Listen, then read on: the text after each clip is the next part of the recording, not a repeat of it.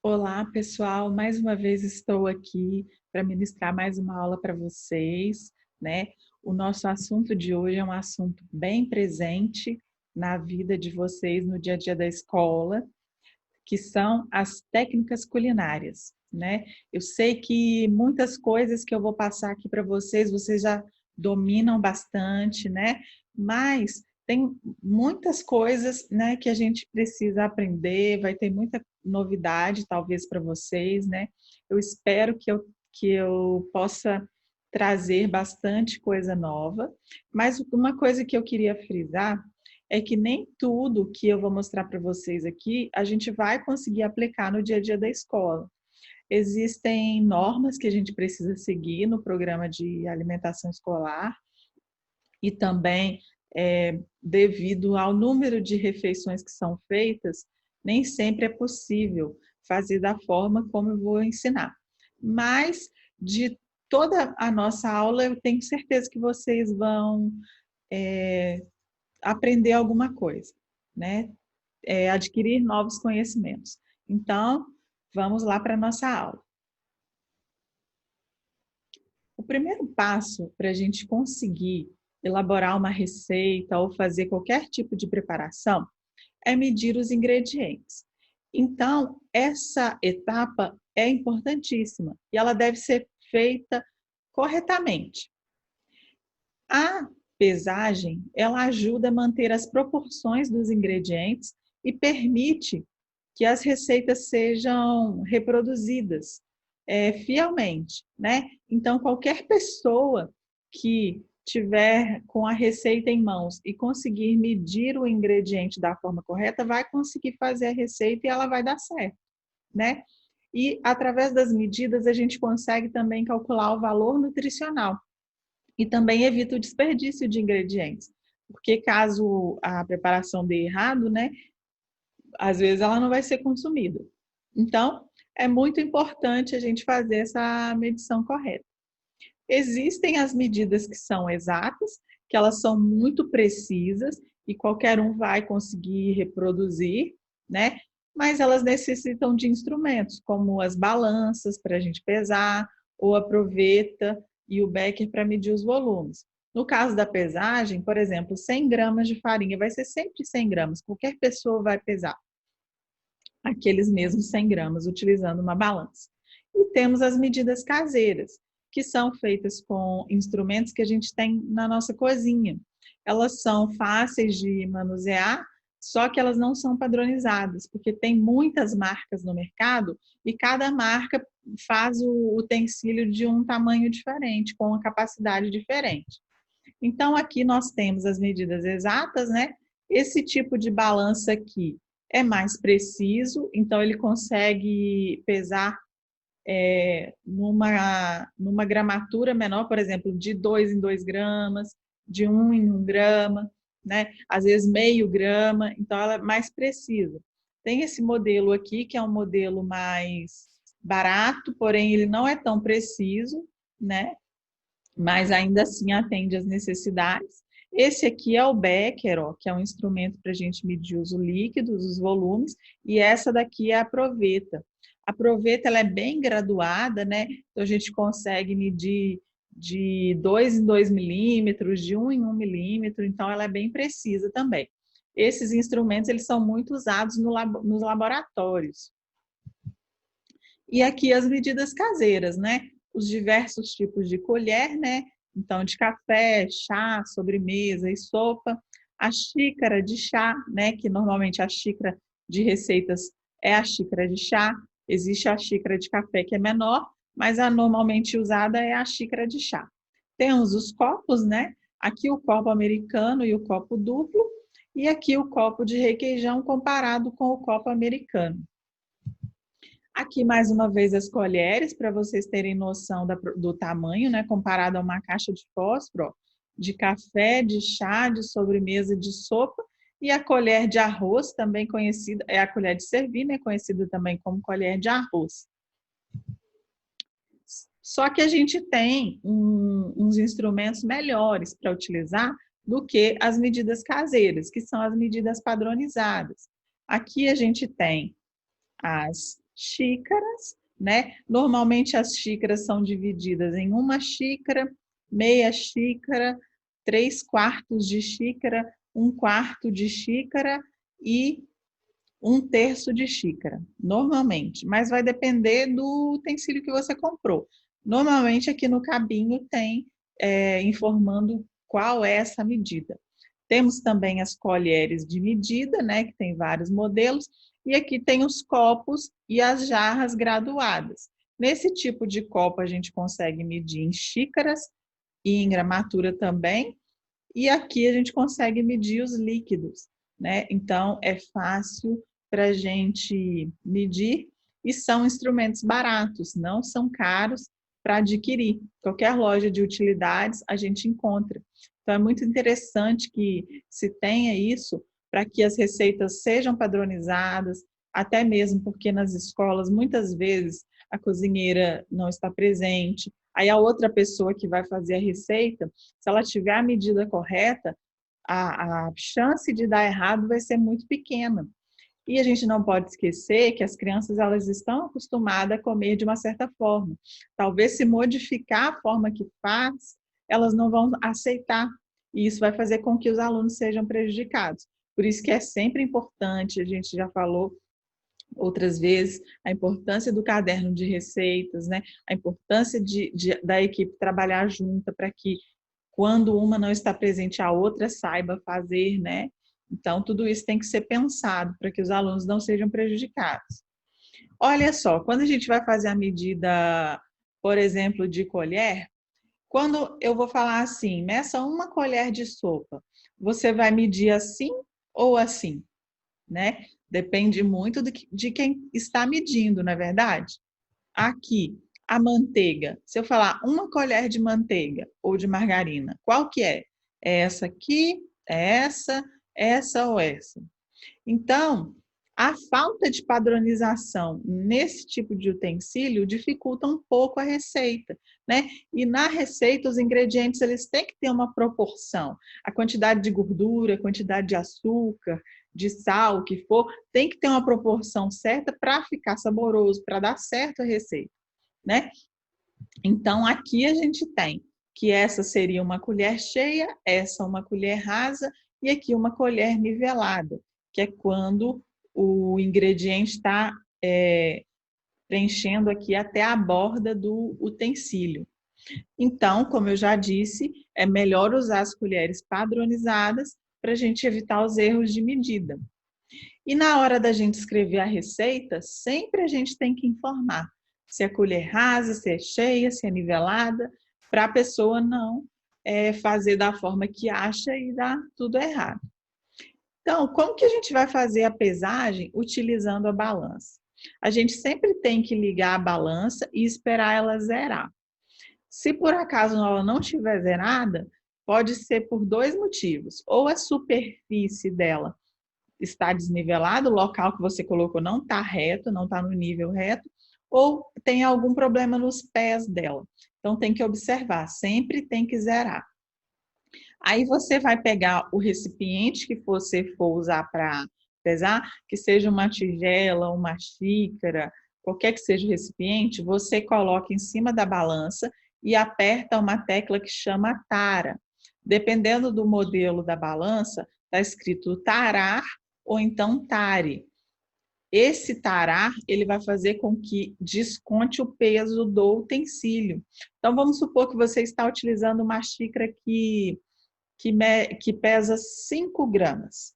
Aí você colocou lá a xícara medidora, ela dá 5 gramas, e você quer pesar 100 gramas de farinha.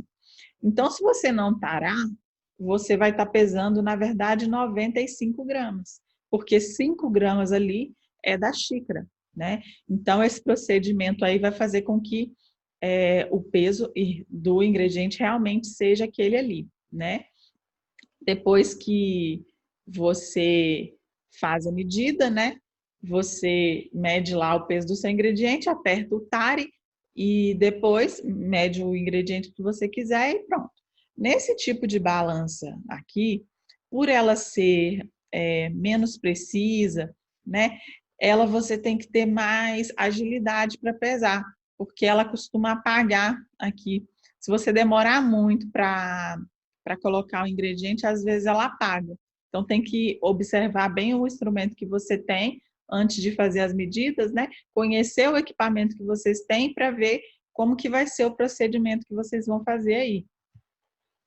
Para os ingredientes secos, como farinha, açúcar, aveia ou então grãos, a gente não pode pressionar ele muito na xícara, não pode ficar socando ele ali dentro da xícara para poder fazer a medida. Só se ele estiver encaroçado, a gente utiliza uma colher para desmanchar aqueles grumos, né? E aí a gente vai colocando ali na nossa medida e depois disso, quando ele estiver cheio, a gente vai passar as costas de uma espátula ou de um talher para poder nivelar essa xícara. Quando a gente mede xícara, a gente não pode fazer aquela xícara cheia, lotada. Sempre é nivelado. E aí, por exemplo, se você utilizar mais quantidade, você pode fazer uma medida correta. Você pode falar assim, 1,5 xícaras, né? 2 xícaras, 1,1 xícara. Por que isso? Porque quando você mede sem nivelar e outra pessoa lê aquela receita, ela vai fazer da forma que ela quiser. Então, se você encheu bastante, vamos supor que a xícara tinha 150 gramas desse ingrediente que você quer medir. 150, mas aí você encheu ela mais, aí deu 170. Aí outra pessoa vai medir, ela faz com 160 ou 180. Então dá tudo errado. Por isso que toda vez as xícaras elas têm que ser niveladas, certo? Então o procedimento é esse, ó. Pega e passa ali o talher e tira o excesso, tanto na xícara medidora quanto na colher medidora. Os ingredientes pastosos ou gordurosos, como a manteiga, a margarina, o requeijão ou doce de leite, eles vão ser pesados sempre na temperatura ambiente, porque se eles forem pesados na temperatura de geladeira, eles vão ficar muito duros, né? Vai ser difícil para fazer a pesagem. Então, a gente vai colocar ele lá na nossa utensílio de medida, e aí a gente pressiona ele. Por quê? Porque costuma formar bolhas de ar. E aí a quantidade que vai ter ali não vai ser a correta, né? Então, para evitar isso, a gente vai adicionando e pressionando, adicionando e pressionando. Aí, quando a medida estiver cheia, a gente vai nivelar a superfície da mesma forma que nos ingredientes secos. Para os ingredientes líquidos, a gente utiliza normalmente os copos graduados ou jarras, ou então os medidores também. O líquido, ele vai ter que ser preenchido aos poucos, né, para a gente completar, até a gente completar o volume que a gente deseja, e a leitura tem que ser numa superfície plana, reta. Por quê? Olha aqui, na hora que a gente vai olhar a medida, a gente tem que observar assim se está no nível, ó, no nível da medida que a gente quer. Então, nesse exemplo aqui, ó, tá aqui, 1,5 cup. Cup quer dizer xícara, né? 1,5 xícaras. Então, aqui está no nível dos 350 ml. Só que a gente tem que fazer a leitura de frente para o utensílio. A gente não pode olhar de cima para baixo, nem levantar ele, porque quando a gente faz isso, a gente desnivela o líquido ali. E olhando de cima para baixo, a gente não consegue enxergar. Às vezes vai estar bem menos do que a gente está vendo ali. Só que a gente pode utilizar também os medidores. Então, 1 xícara tem 240 ml, meia xícara 120, 1/3 de xícara 80 e 1/4 de xícara 60. As colheres, 1 colher de sopa 15, meia colher de sopa 7,5, 1 colher de chá 5 ml, meia colher de chá, que equivale a 1 colher de café, 2,5, 1/4 de colher de chá, 1,5, e 1 colher de sobremesa, normalmente são 10 ml. Mas depende muito do líquido também. Vai depender da viscosidade, quer dizer, da consistência. Por exemplo, a água ela é bem fluida. Agora, o mel já é mais viscoso. O óleo também. E às vezes a gente, ao retirar esse ingrediente ali, fica um pouco, né? Ele gruda um pouco. Então, para você medir leite numa colher medidora, é diferente de você medir óleo. Sempre você vai perder um pouquinho ali. né? Aqui a gente tem uma tabelinha com os equivalentes dos pesos e medidas. Então, uma xícara de chá de farinha, a gente tem que tem 120 gramas. Agora, uma xícara de farinha de mandioca, 150. Uma xícara de farinha de rosca, 80. Uma xícara de amido de milho, 150. Uma xícara de aveia, 80. Uma de açúcar, 180. Uma de chá de chocolate em pó ou café, 90. O mel, 300 gramas. A manteiga, 200. O queijo, 80. Os líquidos, 240. E uma proporção também que a gente tem é o fermento químico. Uma colher tem 14 gramas, uma colher de sopa, e uma colher de chá, 5 gramas. E para a gente fazer a conversão do fermento biológico fresco para o seco, a gente tem que um tablete são 15 gramas. Então, o seco, uma colher de sopa são 10 gramas. Aí, na hora da gente fazer a receita, 10 gramas de fermento biológico seco equivale a 30 gramas de fermento fresco. Então, quando a gente não tem um e for utilizar o outro, a gente utiliza essa proporção. 10 de seco para 30 de fresco, sendo que 30 são 2 tabletes. Aqui a gente já tem os utensílios para servir, né? Então, aqui a colher de servir de arroz, aqui os diversos tipos de conchas, o pegador de massas, que é útil também para pegar saladas, os tipos de prato, que são o fundo, o raso de sobremesa, o pires de chá e o pires de café, e aqui as escumadeiras, comparadas assim com uma caixa de fósforo, para vocês terem ideia do tamanho. Então, depois que a gente mediu os ingredientes, a gente faz o pré-preparo. Então, o pré-preparo é o quê? É a limpeza, divisão ou mistura dos ingredientes. A gente faz isso antes de preparar os alimentos, para que eles possam ser consumidos crus ou cozidos. No caso, cru, uma salada, por exemplo, e cozido, o arroz, o feijão, né? Então, a limpeza, como tem que ser?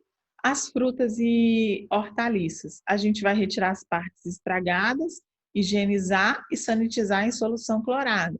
Isso vocês já aprenderam lá na aula de boas práticas. Quem não está lembrando ou ainda não fez, vai lá e faça a aula.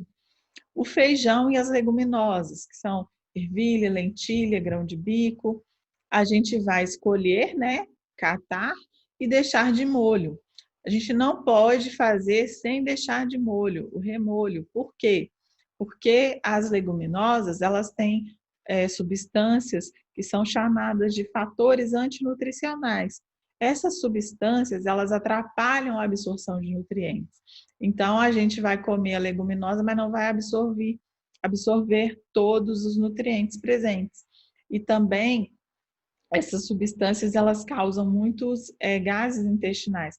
Uma pessoa que já tem essa tendência a formar gases, quando consome a leguminosa sem deixar de molho, é terrível, né? As carnes, a gente retira o excesso de gordura e de tecido conjuntivo. Tecido conjuntivo é como se fosse aquelas pelinhas brancas assim que tem na carne, né? O tecido conjuntivo, ele é um pouquinho duro, só que é preferível você tirar antes de fazer a preparação do que depois. Porque depois que está o alimento pronto, para você ficar tirando aquilo ali, às vezes você quer um pedaço de carne sem ficar despedaçado, e aí você fica tirando esse tecido conjuntivo. Então é melhor, já tira, deixa limpinha, porque aí na hora que ela ficar pronta, você não tem que fazer mais nada, né? As aves, dependendo da preparação, você retira a pele. Então, por exemplo, quando você quer fazer um frango cozido, que a pele ali não vai interferir em nada, né? A pessoa não vai consumir aquela pele, retira ela antes. Vai ser bem mais fácil, você não vai precisar ficar manipulando muito aquele alimento, vai dar mais trabalho. Mas só que quando você for fazer, por exemplo, um frango assado, aí você não deve tirar a pele, porque a pele, ela protege aquele alimento para ele ficar mais úmido, ele não vai ficar ressecado, né? Então, se você tira a pele, ele fica meio ressecado. Então, dependendo do tipo, da forma como você for fazer, aí você tira ou não. E os peixes, quando a gente não tem oportunidade de comprar o filé, a gente vai retirar as escamas, as vísceras, que é a parte, né, de dentro da barriga do peixe, e alguns a gente tira a pele, né, se for peixes com peles muito grossas. Então, nós temos os métodos de divisão, né? Descascar ou pelar, que é tirar a casca ou a pele com auxílio de facas ou descascadores, como no caso das frutas, legumes como tomate, chuchu. Cortar ou picar, que é dividir o alimento em pedaços menores. Podemos usar as facas ou algum tipo de lâmina, por exemplo, também os legumes e as frutas. Moer, que é quando a gente divide o alimento em pequenos pedaços, fazendo com que ele fique homogêneo. Geralmente a gente usa máquinas que podem ser manuais ou elétricas, como no caso da carne. Triturar é quando a gente divide o alimento em pequenos pedaços, utilizando aparelhos ou então máquinas, né? Como no caso do amendoim e outras sementes e oleaginosas. Espremer, quando a gente extrai o líquido de algum alimento sólido. A gente pode usar o espremedor manual, elétrico, até mesmo as mãos. Então, os exemplos são as frutas como limão e laranja. Peneirar, que é quando a gente separa as partículas sólidas indesejáveis. Então, um exemplo seria retirar as impurezas das farinhas. Amassar, que é pressionar o alimento de forma que fique homogêneo, para a gente fazer os purês. Ou então, a gente faz também as papinhas. Lembram da aula de alimentação na infância e adolescência? As papinhas são amassadinhas. O dessalgue é a retirada do excesso de sal para algumas carnes salgadas ou peixes, né, como a carne seca e o bacalhau. Então, nos métodos de divisão, a gente tem vários tipos de cortes de vegetais, né? Esses cortes, eles derivam da gastronomia francesa, então tem alguns nomes diferentes, né? Mas eu vou explicar para vocês. Temos o corte, então, chiffonade, que são tiras bem fininhas e é utilizado normalmente para folhas, né? Como couve, repolho e outras, e também ervas, né? Temperos como manjericão, salsinha, hortelã, cebolinha. Temos o corte rondelli, que é cortar em rodelas, e a gente corta os alimentos que têm formato arredondado, né? Como a cenoura, rabanete, pepino, abobrinha e outros também. Temos o corte palha, que é um corte fininho e rápido, que a gente faz utilizando o ralador ou então o processador, né? Pode ser usado para vários tipos de legumes, como batata, cenoura, beterraba, abobrinha, rabanete, vários tipos de legumes. Temos o corte paisane, que é um corte irregular, né? Em formatos irregulares. Pode ser formato redondo, ovalado, quadrado, vários tipos de cortes, né? E geralmente os vegetais cortados assim são usados mais em sopas, né? Ou então vegetais com carne. Ele não tem muito padrão esse corte. Temos os bastonetes, que são bastões ou palitos, né? Pode ser usado para os diversos tipos de vegetais, né? A batata frita palito é o maior exemplo, mas podem ser feitos com vegetais que podem ser como petiscos também, né? Que a gente pode pegar algum tipo de molho. E temos o corte julienne, que é um corte em bastonetes também, tirinhas, porém essas tirinhas são bem fininhas. Esse corte é muito famoso na cozinha e essas tirinhas são bem fininhas, elas têm 3 milímetros, menos de meio centímetro, né? Temos também os cubos, né, que são os cubos grandes, que a gente utiliza normalmente para legumes refogados, sopas, ensopados. Temos o corte macedônio, que são cubos menores, sabe aqueles cubos da saleta de legumes, aqueles cubinhos um pouquinho menores? É esse tipo de corte.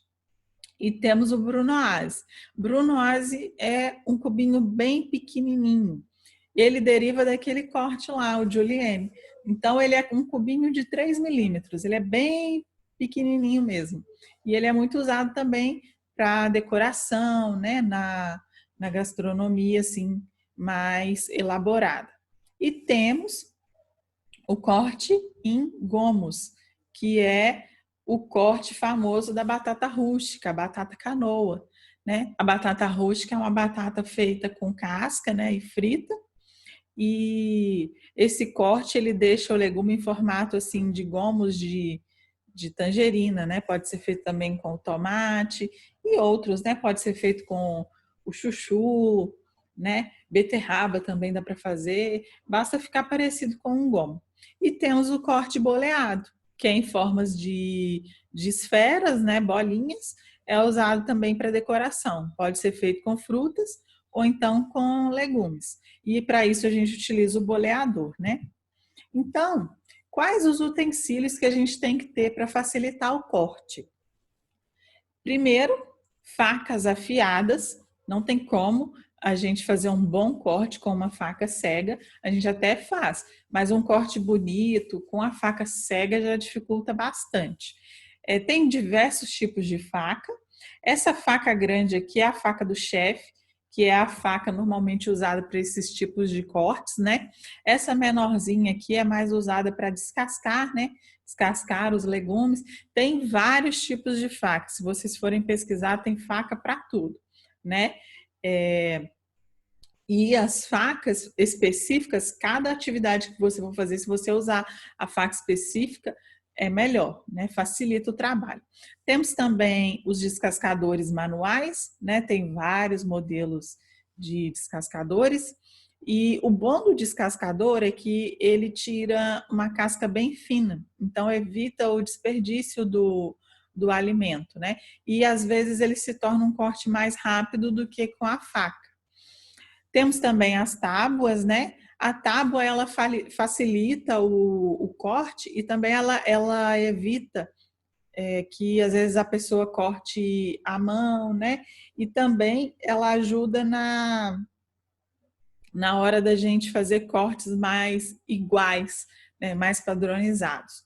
As tábuas, conforme vocês aprenderam também na aula de boas práticas, não se pode utilizar uma tábua sem pelo menos dar uma higienizada nela, usando um alimento cru para um alimento de origem animal para um alimento de origem vegetal. Então, se for possível, é sempre bom você ter duas tábuas, uma para as carnes e alimentos de origem animal e outra para os vegetais e frutas. Porque essas tábuas elas vão formando aqueles vincos ali que a faca vai passando e os micro-organismos ficam acumulados ali. Então, pode contaminar um alimento, né? Aqui a gente tem o picador manual. Esse picador manual, ele auxilia demais quando a pessoa tem que picar grandes quantidades de alimento, né? Porque ele é rápido e ele sai um corte também bem padronizado, mas é mais indicado pela rapidez dele.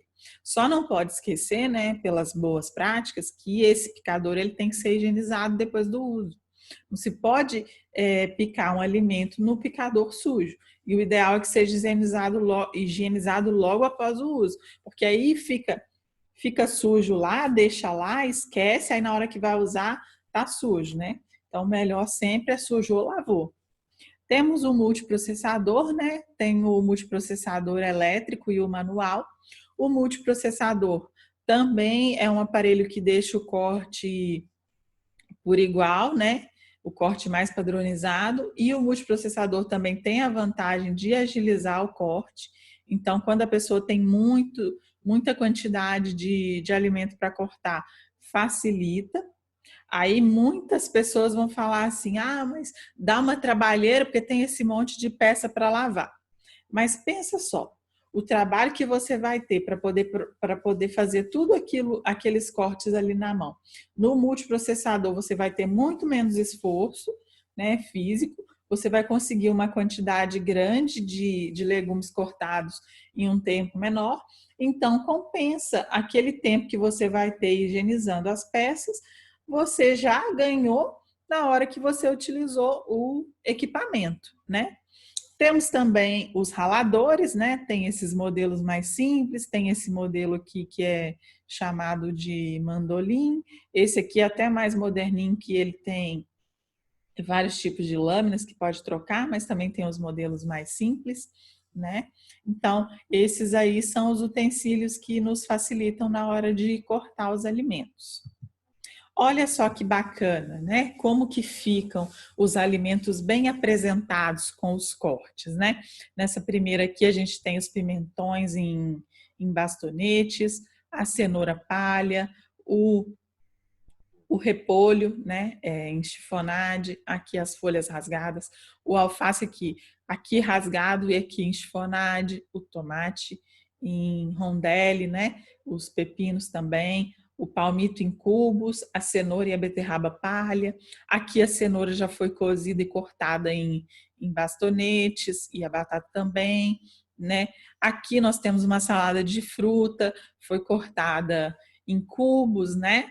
Não foram cubos tão regulares, mas foram cubos menores. Aqui eles utilizaram a criatividade para fazer uma decoração, né? Eles cortaram o kiwi em formato de gomos, fizeram o tronco da árvore com a banana e utilizaram os gomos da tangerina, né? Tiveram cuidado de cortar os gomos bem iguais, né? Para ficar bem bonito, né? E aqui nós temos também, ó, aqui nós temos o repolho e a cenoura em forma de palha, aqui a cenoura palha, a beterraba em bastões, o chuchu em cubos, o tomate também em cubos. Aí, além dessa decoração, foi colocada as folhas de alface em volta para decorar, a casca do tomate para fazer uma decoração também. Aqui a couve bem fininha, né? Em chiffonade bem fininho, que deixa um aspecto muito bonito e facilita na hora da mastigação também, né? Se a couve estiver muito grande, principalmente quando for crua. E para refogar facilita muito, porque aqui ela vai refogar rapidinho e a couve, se você deixa ela muito tempo no fogo, ela já fica mole, solta muito líquido, não fica boa, não, ela perde a cor. Aqui também a laranja em rondelle. Aqui utilizou a couve bem fininha e a cenoura palha para fazer uma decoração também, né? Utilizou da questão do corte aqui para imitar os cabelinhos do palhacinho. Aqui foram feitos diversos cubos de variados tamanhos, né? Dos legumes cozidos. E aqui os legumes ralados ou cortados bem fininhos para fazer a salada crua. Então, duas apresentações de salada com cortes diferentes, né? Então, isso, gente, isso tudo deixa a apresentação dos pratos muito atrativa.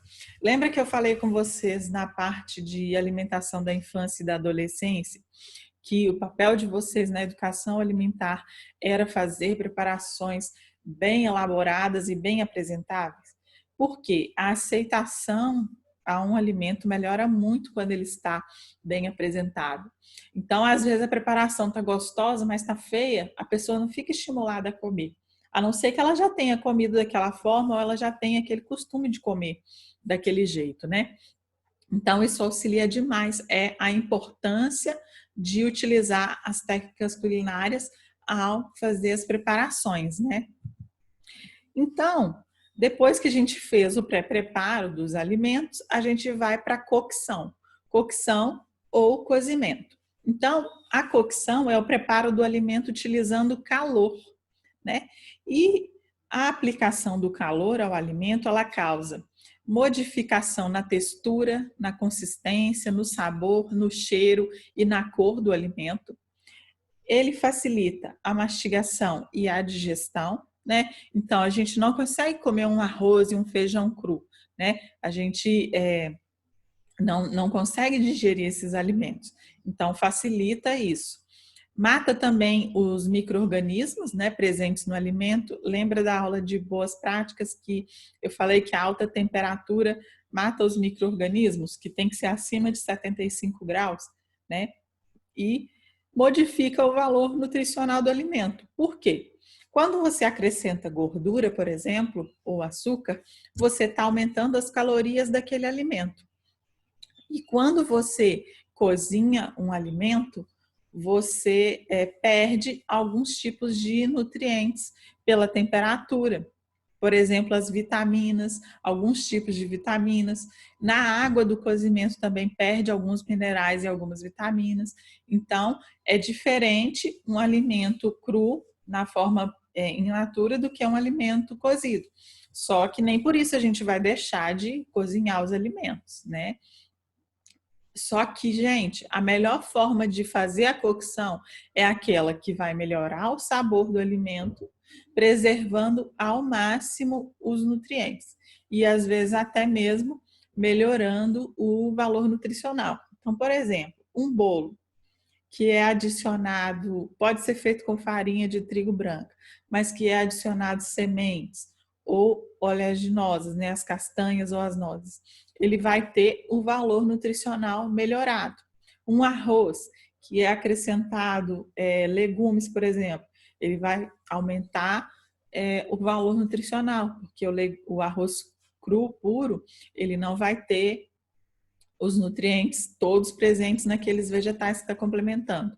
Então, a gente tenta, através das técnicas culinárias, fazer preparações que vão ter o mínimo de perda de valor nutricional ou então acrescentar esses nutrientes importantes, né?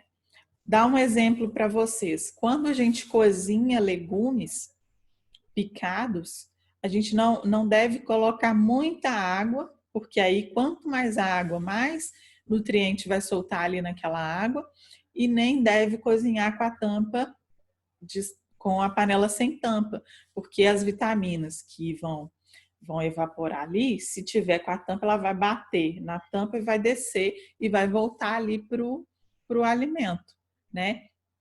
Só tem determinados tipos de alimentos que precisa de ser sem tampa, que é brócolis, couve-flor, porque esses alimentos eles têm enxofre e o enxofre ele precisa evaporar, senão ele vai dar um cheiro ruim no alimento depois, principalmente se ele passar um tempo grande ali de espera, né? Então, depende muito do tipo do alimento que a gente vai fazer, né? Então, quais são os métodos de cocção que a gente tem? A gente tem o calor úmido, que é quando a gente utiliza um líquido quente. O mais comum é a água, mas pode ser também o leite, o suco, o vinho, cerveja. Ou então a gente utiliza o vapor, né? Temos também o calor seco, onde a gente utiliza gordura, quando a gente cozinha com óleo ou com a própria gordura animal, ou quando a gente não utiliza gordura. A gente aplica somente o ar seco e o calor diretamente no alimento. E temos o calor misto, que é quando a gente usa gordura e líquido para cozinhar o alimento. Então, exemplos do calor úmido em líquido. Nós temos a fervura em fogo lento, que é uma forma de cocção de longa duração, com líquido suficiente para cobrir o alimento, né? Geralmente essa temperatura não ultrapassa os 95 graus e é ideal para aqueles alimentos que necessitam de uma cocção prolongada, para adquirir bastante sabor. Então, o exemplo dos doces, dos molhos, né, feita naquele fogo lento ali. A fervura em ebulição é quando a água ela passa dos 100 graus, então é quando ela começa a evaporar, né? E aí, ebulição, gente, é a fervura, né? A partir do momento que a água ferve, acima de 100 graus, ela começa a evaporar. Então, nesse tipo de fervura, é colocada uma grande quantidade de água. Então, às vezes é feito assim, batatas, quando é feito com casca, leguminosas secas, então no caso dos feijões, a quantidade de água é maior. As massas também, né? O macarrão, alguns tipos de legumes também, Quando a gente vai fazer um caldo, por exemplo, um caldo de legumes ou um caldo de carnes, a gente utiliza esse método de fervura. Temos também o banho-maria, que é usado para preparações que não podem ir direto para o fogo, né? Ou então que também não pode ferver. Aí utiliza uma vasilha colocada sobre outra vasilha que tem água quente ou então fervente. Então vai depender muito da preparação. Por exemplo, o leite materno. Não tem necessidade de colocar o leite materno para descongelar em água fervente. Pode ser somente a água quente, porque você vai esquentar a água e depois você vai tirar do fogo e vai descongelar ali o leite materno, como eu expliquei para vocês na aula de alimentação na infância e adolescência. O pudim já é uma preparação que vai estar em água fervente. E tem alguns tipos de molhos, que são muitos molhos feitos com gemas, que eles não podem ter uma temperatura muito alta, porque a gema ela cozinha. E nesse tipo de molho, a intenção não é cozinhar a gema, porque senão o molho talha se a gema cozinhar, né? Então, não é feito com água fervente, sim água quente. E para o chocolate também, na hora de derreter, não é interessante a água fervente, tem que tomar cuidado na hora de derreter, porque aquela água, aquele vapor pode entrar ali na vasilha do chocolate e atrapalha o ponto do chocolate. Então, nós temos outro método também que chama escalfar ou pocher. O que é isso? Já ouviram falar de ovo pocher? Então, é quando a gente cozinha o alimento de forma lenta, em temperatura mais baixa e com líquido que é adicionado de algum ácido. Pode ser vinagre ou limão. Esse método ele é muito usado em alimentos ricos em proteínas, como os ovos e as carnes. O ácido ele acelera a cocção da proteína e intensifica o sabor. O alimento ele deve ser colocado na água quando começa as primeiras bolhas. É por isso que fala que é água em baixas temperaturas. Aqui no caso desse ovo, aqui tem o ovo, né? Foi acrescentado ali o ácido para o ovo. Algumas pessoas costumam fazer tipo um redemoinho aqui com a colher e joga o ovo ali naquele redemoinho. Aí, à medida que ele vai cozinhando, né? Aí ele fica pronto. A única coisa que tem nesse ovo é que a clara ela solta um pouquinho, fica um pouquinho de espuma. Mas a gente chama esse ovo pochê de ovo frito na água, né? Para aquelas pessoas que têm que controlar a ingestão de gordura. E aí você vai fazer ele com a gema mole ou com a gema mais durinha. Vai depender do tempo que ele ficou ali. Só que a gente não serve ovo pochê de gema mole em escolas. Nas escolas vocês não podem servir ovo de gema mole.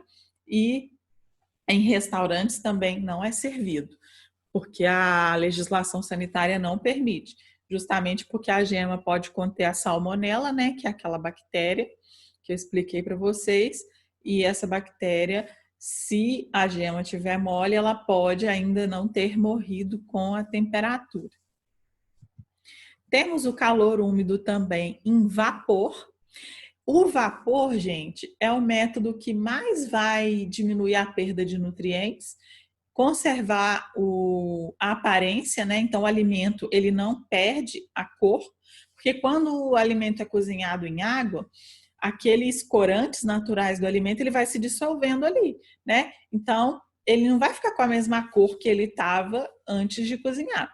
No vapor perde muito pouca cor e deixa também um sabor maior, né? Esse tipo de cozimento pode ser feito sem pressão, quando a gente usa um recipiente com furos, né, no fundo, que a gente coloca em cima de outro recipiente com a água fervendo, né? Aí nesse caso a água tem que ferver, porque só quando ela ferve que ela libera o vapor. Então a gente pode utilizar panelas próprias para cozinhar no vapor. Pode utilizar esses utensílios aqui que parece uma cestinha, uma peneirinha, que é colocado dentro de outra panela. Podemos utilizar as panelas elétricas, né, onde a gente cozinha embaixo o arroz e aqui em cima os legumes. Essa daqui é uma técnica japonesa, né, que usa uma panela de bambu para cozinhar os alimentos. E quando a gente não tem nada disso, basta que a gente tenha um escorredor de arroz de alumínio e aí a gente coloca esse escorredor em cima de uma panela qualquer que a gente tenha. Essa panela só não pode ser do tamanho do escorredor, porque aí se o escorredor ficar lá encostado na água, aí não vai cozinhar em vapor. Então tem que ser uma panela um pouco menor. Pode colocar uma tampa em cima e a gente consegue fazer. De uma forma simples, a gente tem um método de cozinhar no vapor sem ter que gastar dinheiro, né? Só não pode ser utensílio de plástico que vai derreter, né? Mas é uma forma bem simples e acessível de ter os alimentos cozidos no vapor. E tem o cozimento também sob pressão, né? Que é feito em panelas especiais, né? Panelas de pressão, que são vedadas com uma tampa e formam uma pressão dentro do utensílio. Nessa cocção, gente, a pressão que tem ali dentro da panela faz com que o alimento, a água do alimento saia. E quando a água sai, ela começa a evaporar e aí cozinha o alimento. Aqui no caso, temos os legumes cortados. É só você colocar o legume ali dentro, não precisa colocar água. Você vai tampar a panela. Quando ela começar a apitar, né? Pegar a pressão, você viu que ela pegou a pressão, você vai contar 3 minutos. Quando você contar 3 minutos, você vai desligar. Se você quiser acelerar o processo, você pode abrir a panela utilizando água. Eu só não aconselho muito, porque como a tampa da panela está quente e a água está fria, com o passar do tempo, muito tempo, essa tampa pode dar uma empenada. Então, assim, eu não aconselho muito, não. Mas, né, são só 3 minutos. Vai dar o quê? Uns 2 minutinhos para até pegar pressão e mais 3 minutinhos para poder cozinhar o alimento. É muito rápido e fica bem, bem cozido. E temos também a forma de papelote, que é quando a gente embala o alimento. Pode ser no papel manteiga, pode ser no papel alumínio. A gente só precisa untar um pouquinho para aquele alimento não grudar no papel. Mas leva-se para o forno, né? Coloca o alimento junto com os temperos dele ali dentro do papel, fecha, formando tipo um envelope.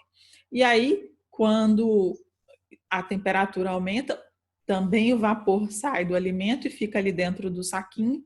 E quando aquele saquinho está bem inflado, né? Que ele inchou, aí está pronto o alimento. O calor seco, então, sem a utilização de gordura. Temos o grelhar, né, que é um método rápido, geralmente usado com carne macia, cortada em pedaços menores.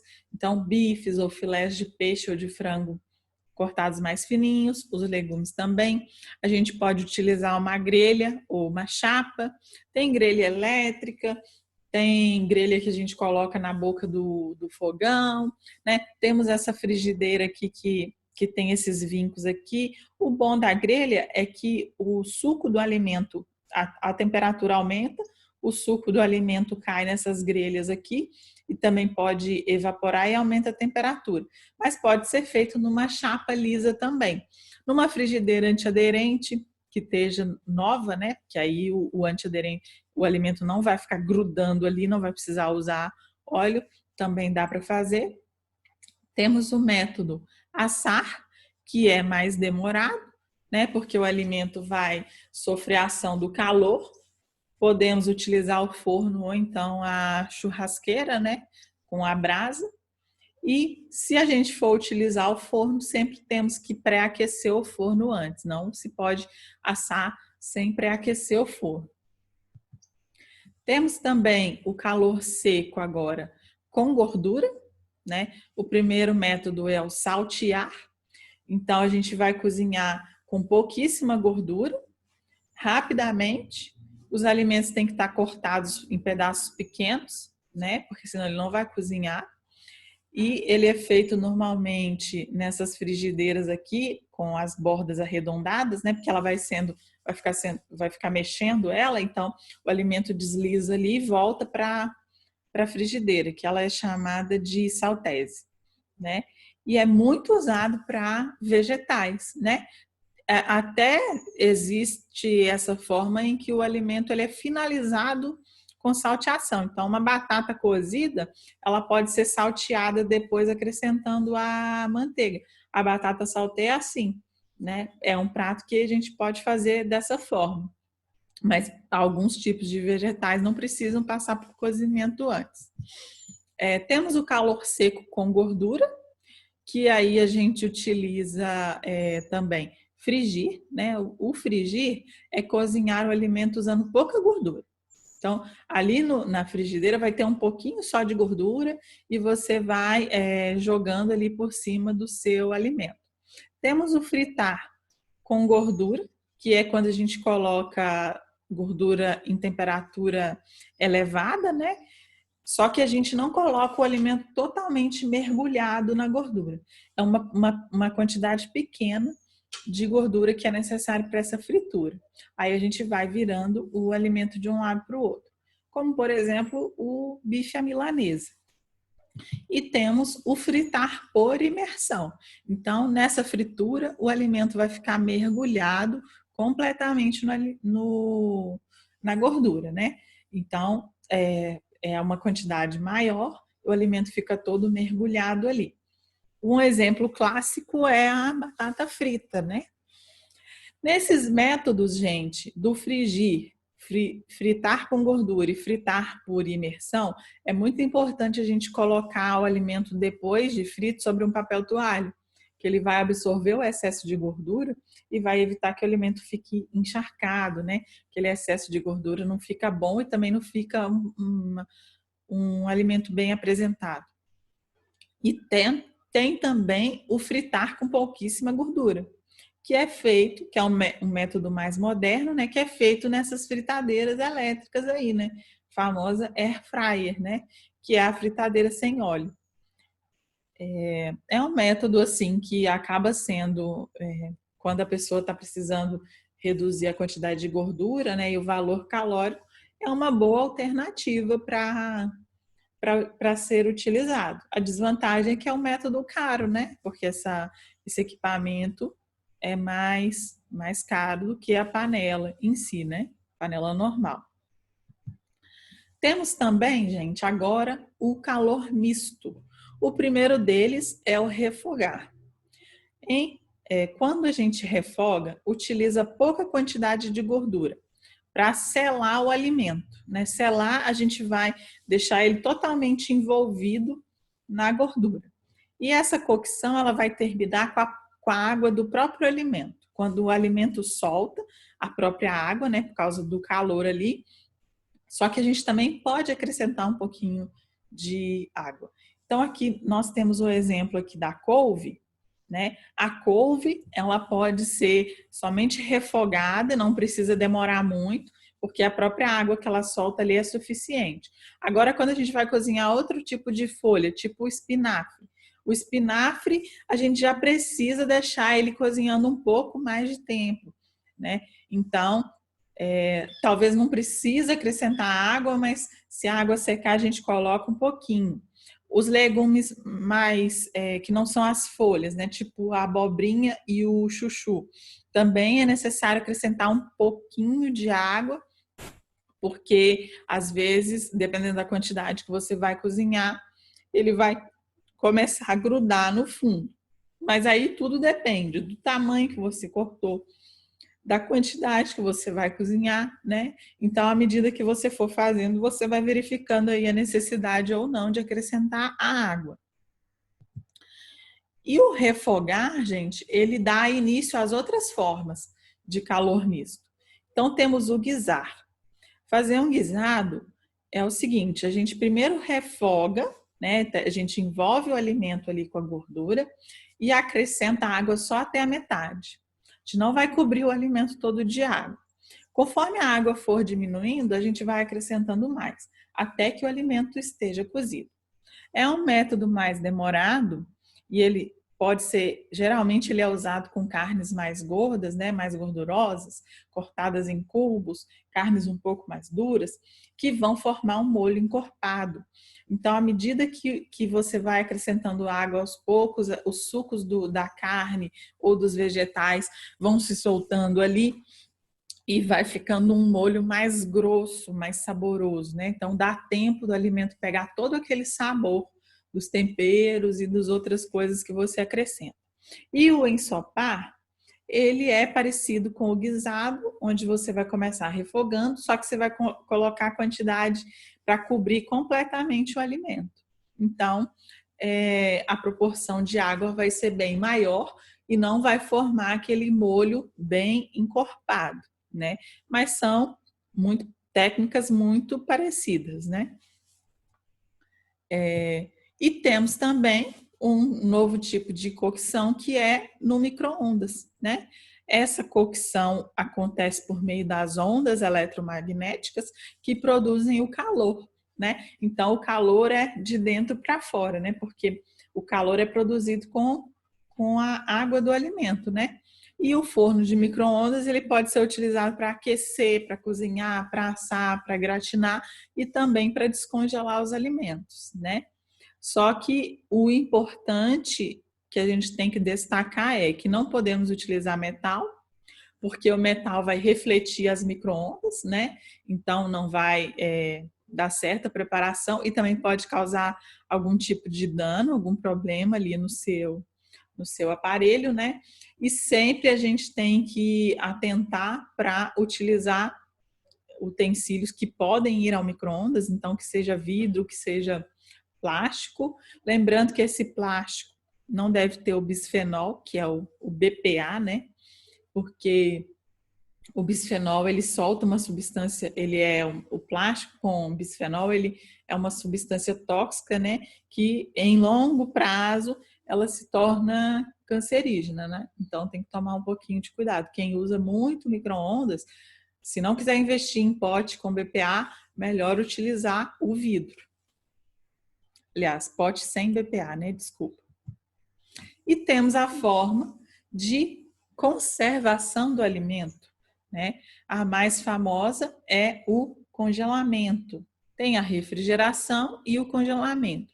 O congelamento é um método que vai manter o alimento no seu estado muito próximo ao natural, com perdas mínimas de cor, de textura e de nutrientes. É um método que vai ser que você vai conseguir conservar o alimento por mais tempo. E a função do congelamento é baixar a temperatura do alimento num ponto que as mudanças químicas são muito reduzidas. E os micro-organismos presentes no alimento ficam inativos. Então, por isso que o alimento não estraga. Quem estraga o alimento são os micro-organismos. Como no congelamento eles ficam inativados, aumenta a durabilidade do alimento. Só que o alimento para ser congelado, ele tem que estar fresco, com boa qualidade. Não adianta você pegar um alimento que está passando e ir lá e congelar. Sempre tem que ser um alimento fresco. E para armazenar, no mesmo caso lá que eu falei do micro-ondas, o bom é utilizar sacos ou potes livres de bisfenol, porque o pote, o bisfenol também com o congelamento, ele pode se soltar no alimento. E tem que observar também se o pote ou o vidro que você vai utilizar pode ir para o freezer. Nas carnes, nas escolas, a gente sempre vai receber a carne congelada, né? Não podemos receber a carne resfriada. Então, temos que verificar isso, né? Para o congelamento das frutas, das hortaliças e das ervas, elas têm que ser higienizadas antes, né? E não se pode fazer o recongelamento. Por isso que quando a gente for congelar, a gente congela na porção que vai usar, né? Nunca a gente tira lá e tira a porção e depois volta com ela para a geladeira, não, para o congelador. folha com muita quantidade de líquido e para fazer salada, a gente não deve congelar. Para fazer salada ou refogado. Alface, rúcula, almeirão, quando a gente vai fazer salada crua, e o pepino também e o tomate não se deve congelar, porque ele perde muita água, a água forma cristais de gelo, não fica uma textura boa.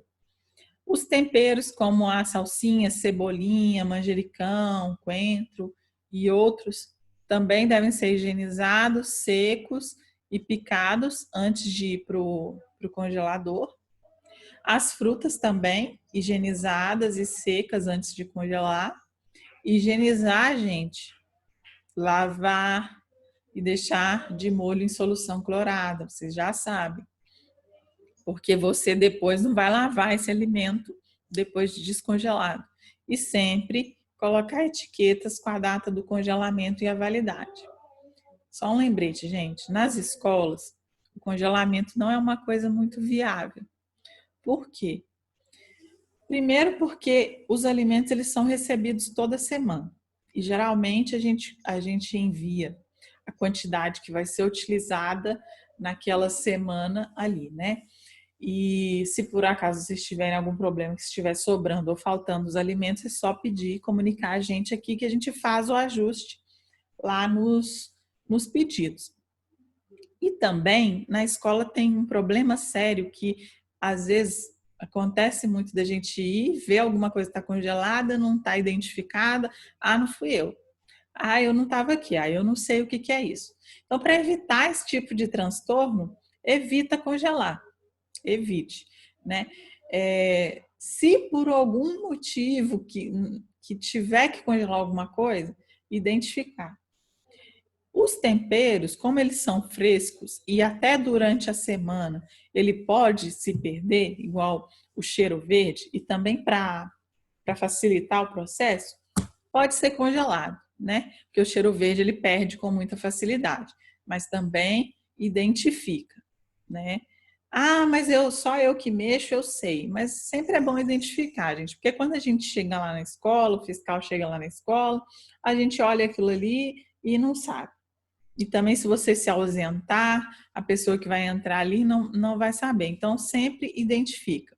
E o congelamento, ele é muito útil, gente, na casa, a nível doméstico. Às vezes você compra um alimento que não vai utilizar rápido, que você está sempre utilizando. A nossa vida hoje está bastante corrida, então o congelamento é uma forma que a gente facilita muito as preparações, a gente pode congelar também as preparações prontas, né? Então, assim, facilita muito. Mas na escola ele não se torna muito viável, né? Devido a todas essas questões que eu falei para vocês. O branqueamento, gente. Essa técnica é utilizada geralmente antes do congelamento dos vegetais. Para quê? O vegetal ele contém umas enzimas. A partir do momento que ele vai sendo congelado, essas enzimas alteram a cor, o aroma, a textura e até o valor nutricional dos alimentos. Então, o branqueamento ajuda a inativar essas enzimas. E aí, vai ajudar, na hora que o alimento for utilizado de novo, que ele descongela, a temperatura dele não vai ficar, a textura dele não vai ficar ruim e a cor vai ficar mais viva também. E o branqueamento, por ser um tratamento térmico, né, ele vai diminuir a carga de micro-organismos e vai auxiliar na conservação do alimento. E como que a gente vai fazer esse branqueamento? Primeiro a gente vai higienizar e picar os vegetais. A gente vai colocar uma panela com bastante água para ferver e vai acrescentar os vegetais ali naquela água fervente pelo tempo adequado. Em seguida, a gente vai resfriar esse vegetal em água bem gelada. Para quê? Para interromper esse cozimento, porque quando o alimento está quente, ele continua cozinhando. Aí a gente vai escorrer bem e colocar nos saquinhos ou no pote para levar para o congelador.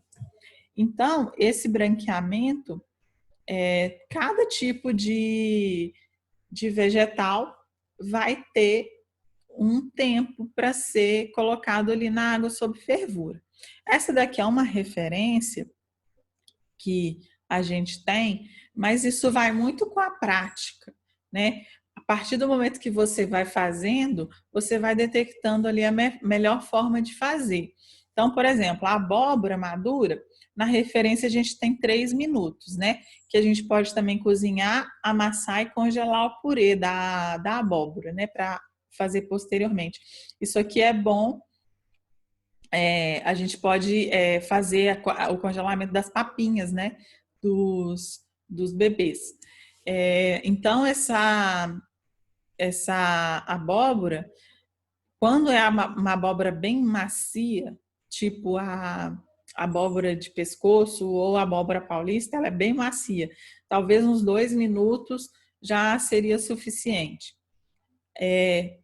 Tem forma de congelar também a abobrinha picada ou ralada. Quanto menor é o seu alimento, quanto menor você pica ele, mais rápido é para você tirar da água. O aipim a gente não tem necessidade de branquear, né? Pode só congelar. Folhas, a gente às vezes não costuma branquear muito, né? Mas se a gente for usar num ensopado, até poderia, mas para consumir cru não se deve, né? E tem vários aí alimentos que eu vou deixar para vocês essa tabela, viu? Vai ter nos arquivos e vocês vão poder imprimir, vão poder utilizar. O tomate, a gente pode fazer o molho, né? E congelar, não dá para congelar ele sem cozinhar antes, né? E para a gente fazer o descongelamento, como vai ser?